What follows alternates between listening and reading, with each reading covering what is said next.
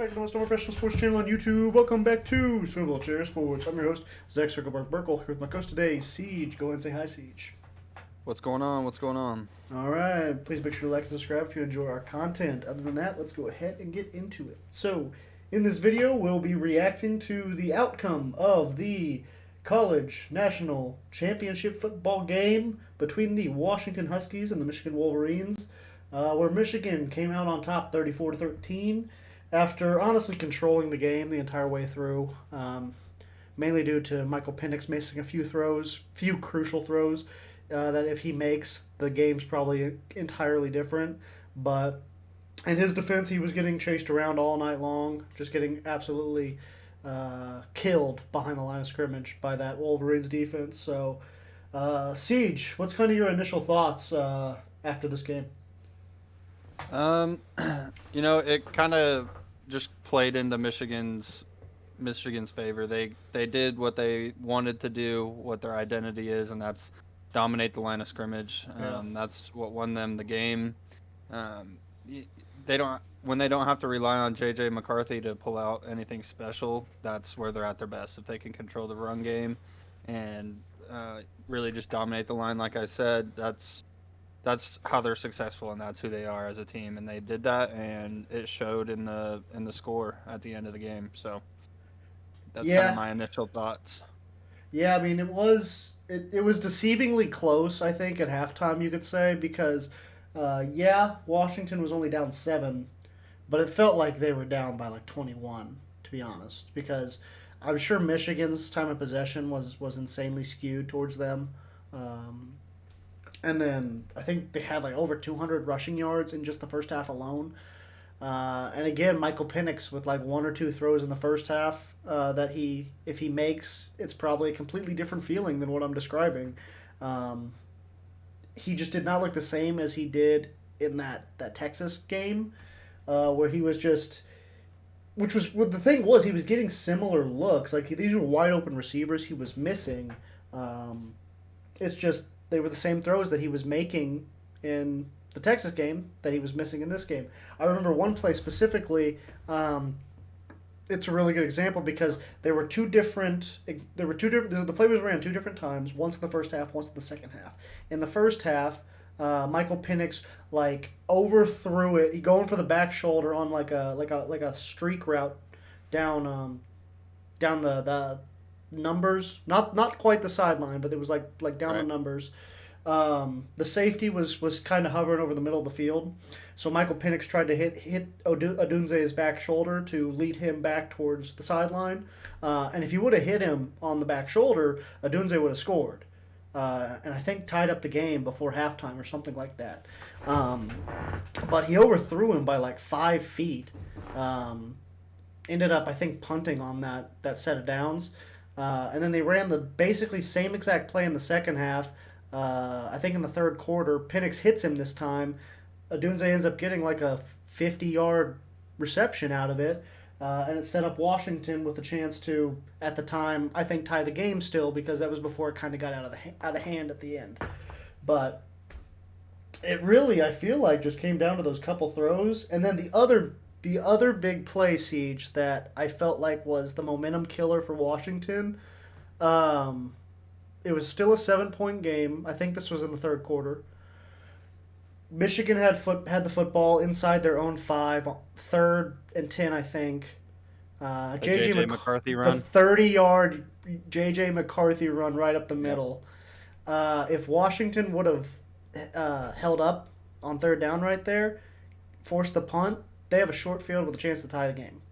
I just that really was kind of the moment where I was like, okay, Michigan's winning this football game, but it was disappointing to see for sure. Do you think Texas would have put up more of a fight in this one? I mean, it's hard to say. It's hard to say. There was that discussion, obviously, last year too, with Right. TCU beating Michigan and going on to face Georgia and getting absolutely pummeled. Yeah. It's tough to say, but at the end of the day, you got to win the first one in order to make it to this Right. game. So I don't necessarily know if Texas would have been a better matchup for Michigan, maybe, but at the same time, Washington had what it took to beat Texas. So who's to No, say that they weren't a well, good matchup for Michigan? yeah. Um, I think the biggest thing that is it was odd about this championship game was we saw Penix just not be able to settle in and get comfortable Oh, dropping yeah, it back was bad. and just establishing himself in the pocket. Washington's offensive line didn't show up in this national championship game. Like I don't know their names, but number 77, he couldn't block anything 72 was bad. He hardly, jumped and like every then play. seven, yeah, it was like I think it was 73 with all the penalties against them. It Yeah, was like, Jesus, guys, like we gotta be able to be uh, just fundamental right. in the championship game. Like we can't be forcing stuff. Act like you've been there before, even if you haven't. Type stuff. And then you also see Penix, like he wasn't making the reads that he normally made.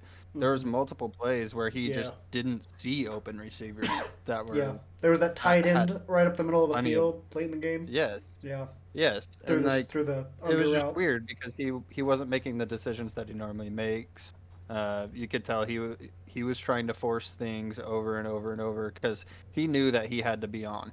Yeah, Whenever your offense kind of revolves around your quarterback as much as it does in Washington, because of the fact that their offensive line and their run game isn't amazing. I think you kind of tend to see that, especially when everything's on the line, like it is in the national championship. Where on the flip side, Michigan could just hand the ball, and hmm, Blake Corum and Donovan Edwards both go for over 100. Edwards only touched the ball 6 times, that's ridiculous.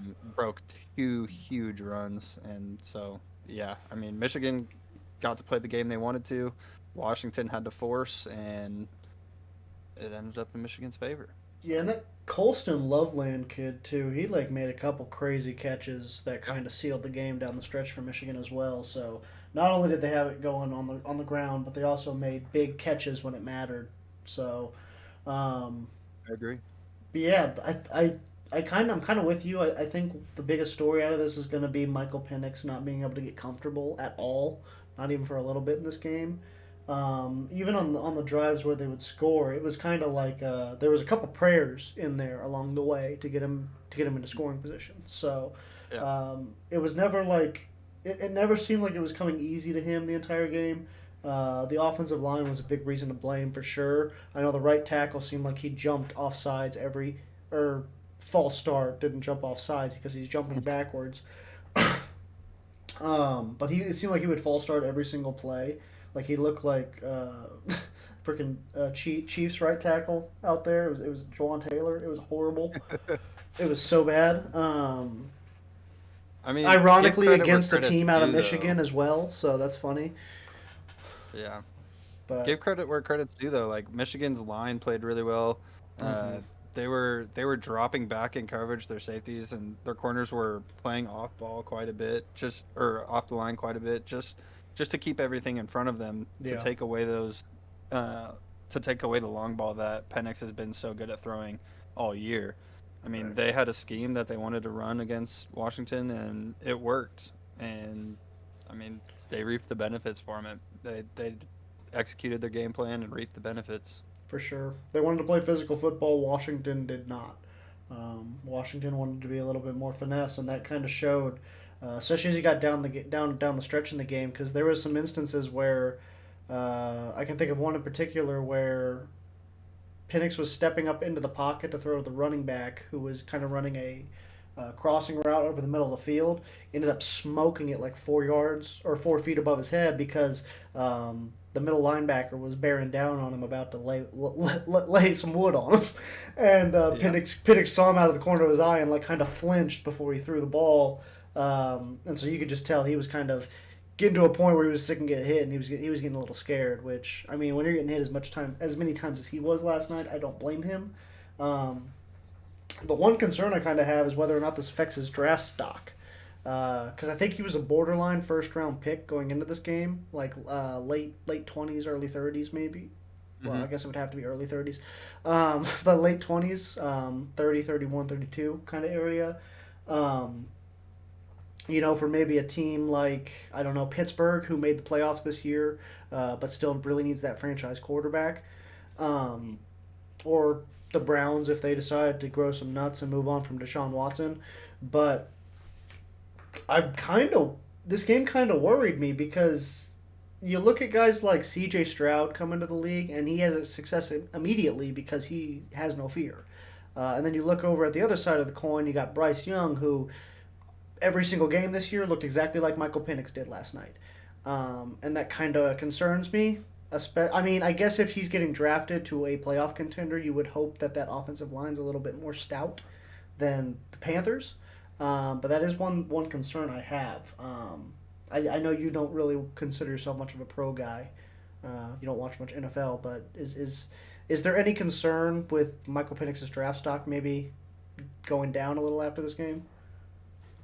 Well, I'm not necessarily sure it was so high to begin with. I mean, yeah, you like you said, late first round, early second Mm-hmm. round, maybe. But I mean, guys like Drake May and those Right. guys have a higher draft stock than Penix does, right? I Yeah. mean, yeah, they're just not on as talented of a team. What you see with Penix is he had a trio of NFL receivers all Yeah, he year. They did. were healthy pretty much all year. So, Yeah, I Polk, mean, Adunze, that's and the other guy. hmm and so whenever you have that to your advantage, like yeah, you're gonna have success.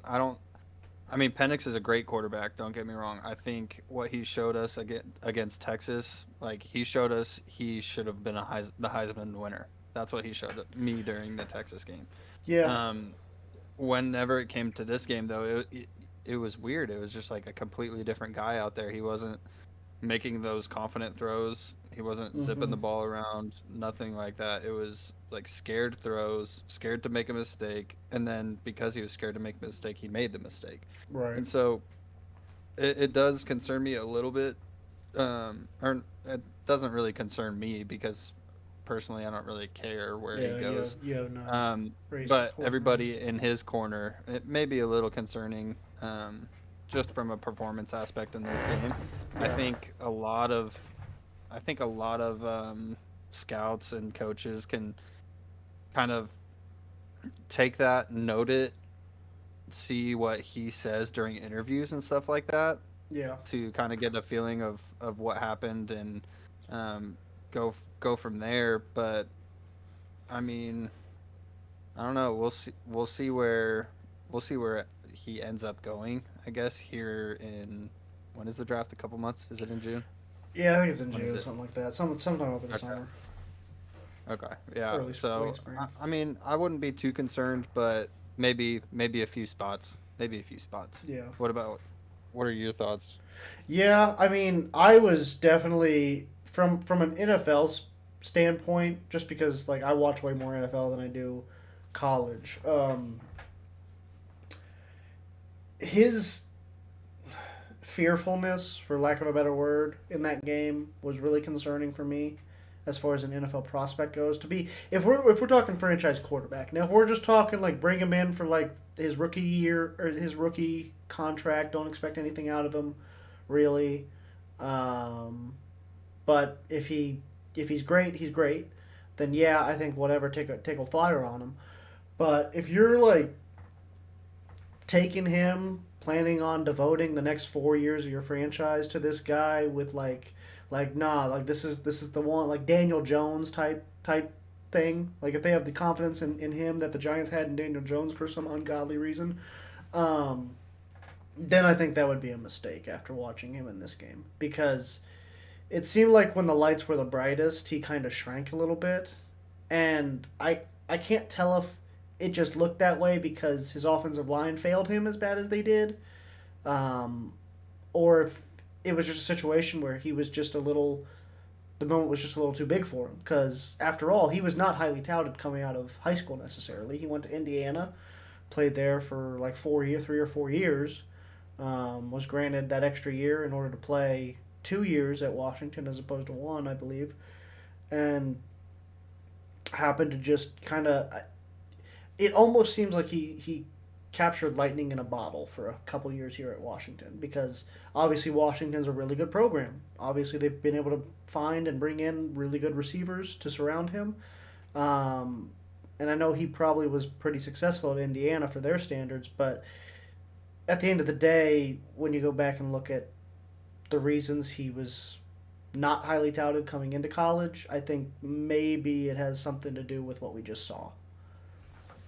I mean, that's possible. But then I don't think it's necessarily a mentality issue with Penix. I mean, I was watching C.J. Stroud. He was on one of those shows. That might have been Pat McAfee. I'm not sure, but he was giving his pick in the national championship game, and he was talking all good things about Penix, Mm-hmm. and whenever they played him while he was at Indiana, and he was like, dude, he's a dog. Like he Yeah. got us, and like we couldn't stop him. And so I don't necessarily know if it's like a mentality thing because I mean he went to Indiana and he proved himself enough to go with. I don't know if it was his head coach that went to Washington or if it was a coordinator or what, but he followed his coach and I mean, he proved himself all year this year. I mean, he played well last year, so I don't know. It's gonna be interesting to see what pro teams think about him, especially once he gets into these interviews and stuff like that. Yeah. Because I think he has the physical ability to. Oh, I But agree. He's I got a mean, cannon obviously, for an he can arm. I throw. think it comes Yeah, down with him. It comes down to decision making and the mentality. I believe, in my correct. opinion. Yeah, so it'll be interesting to see kind of what comes out of these interviews once he starts interviewing with Mhm. teams and stuff like that. I'll be interested to see what happens. Yeah. Yeah, I mean, I'm rooting for him. I think he's fun to watch for sure. I mean, just the small sample size I've seen of him this year, again, because I just don't watch college football games. And keep in mind, I don't know shit about shit, so I could be completely wrong in my thinking after watching that game. It could just be the offensive line failed him, for all I know. Um, but yeah, I'm rooting for the guy. I hope he has a successful career. I think honestly, the Steelers would be a great fit for him. I kind of hope they draft him late in the first round because I think that'd be a really good spot for him. I think Tomlin would be a really good coach for him. And I think him and Tomlin would match energies really well. I think that would trickle down to the rest of the team in a better way than maybe it has recently. Not saying that Tomlin's lost the locker room by any chance or by any means because he hasn't. Obviously, still has no losing seasons. Um, but a couple players on his team maybe need a little bit of a leader in the locker room, and I think Penix could bring that energy. So, um, last question I do want to ask before we wrap this up. Jim Harbaugh obviously finally got the monkey off his back, got the national championship that he ever always wanted since he came back to college, and just the championship in general he's always wanted because obviously he had a chance in the pros with the Super Bowl. And he lost to his brother, so. For him to finally get a ring, I'm sure that's great for him. Do you think this is the start of a Michigan dynasty? Or, okay, which do you think is more likely? Because I guess he could stay and they just be mediocre or decent for the rest of his tenure. Um, Hmm. so, which do you think is more likely? Jim Harbaugh stays and creates a Michigan dynasty, or leaves and goes back to the NFL? I really don't know what I think is most likely. I mean, the NCAA itself, that um, like suspension or whatever the consequence is going to be, Mm-hmm. still is looming in the air. Right. So I'm sure once he kind of catches wind of what that's going to be, that's when he'll make his decision Yeah. on leaving for the NFL or staying. Um, Here's the thing: if I don't see the NCAA doing like the death penalty type thing or anything No. like that anymore. I don't. I I don't think think that they those days can't are now. long gone. Well, I don't think Yeah, they I think can after they just won. There's no way they're going to do that no, now. no. But I mean, I think those days of like the death penalty what happened with SMU back in the day. I think Right. those days are long gone with all the money being circulated into these players and coaches and all this stuff through NIL or sponsorships, all that stuff. But what I think he sh- it depends on if players still like trust him and go to his program after all the like The the scandal. elephant in the room of Yeah. all the scandals and stuff like that. So I don't see players not wanting to go to Michigan because I mean it has a history of being a really good football program, Right. I mean, it's still Michigan. and they just won the national championship, so the recruiting is going to be really good. So Yeah. I personally I want Jim Harbaugh to stay. I don't necessarily. I mean, I hate the cheating scandal thing that's going on, Yeah, it sucks. but I think his personality is good for college football. I think just he's very dry, and Yeah. I like he has a dry sense of humor, but he has fun coaching kids, Hmm. and I like to see that.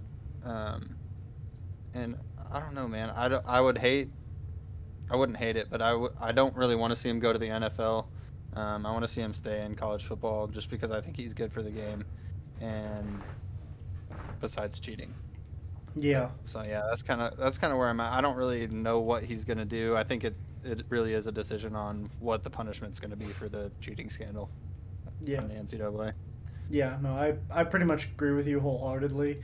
I was telling Cross, our buddy Cross, for those out there who don't know, um, I was telling him that because I think he asked me. I went over to his place to watch the game, and I think he asked me. He was like, "What do you think Jim Harbaugh is going to do after this?" And I said, "I think if they lose, he goes to the NFL because he's tired of deal. He's like, fine, I'll never get it here. Let me go back to the pros and see if I can get it there." Um, but I said that if they won, I think he was probably going to stay and try to create a dynasty. However, obviously, if the sanctions come down and they're severe, then he'll probably jump ship because that's what every coach in history has ever done in college football. If sanctions are brought down, is they jump ship to a different program or to a different league. So if they come down and they're like Jim Harbaugh suspended for a year, even I think he'll just be like, I got my title.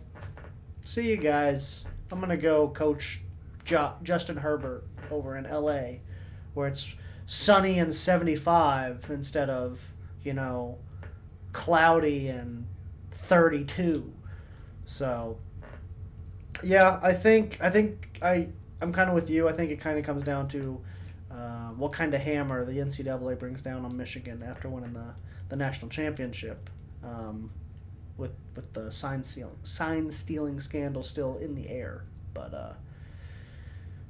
uh, unless you got anything else, I think that'll do it for this episode of the most unprofessional sports channel on YouTube, So Chair Sports. I've been your host, Zach Circleberg Burkle, here with my coach today, Siege. Go and say hi, Siege. Or bye, Siege.